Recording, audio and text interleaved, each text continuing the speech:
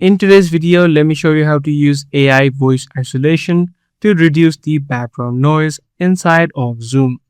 So this is going to be a really simple process. All you want to do is head over to the settings on your Zoom application on your desktop or on your web browser as well, and head over to the audio section. Once you're inside of the audio settings, right here you'll be able to see the option or the section called audio profile, and right here you'll have the option which says Zoom background noise removal. Make sure that this option is toggled on, and there are a few other options that you can select, such as auto, low, medium, or high. Depending upon the type of noise that you have on your background, you can select one of these options. If you can't tell which option is going to be the best, you can just select the auto option so that it automatically adjusts depending upon the noise that you have on the background.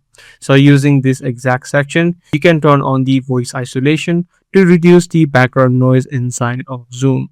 I do hope this guide video did help you out. If it did, be sure to subscribe. That's going to be all for today. I'm going to see you in the next video.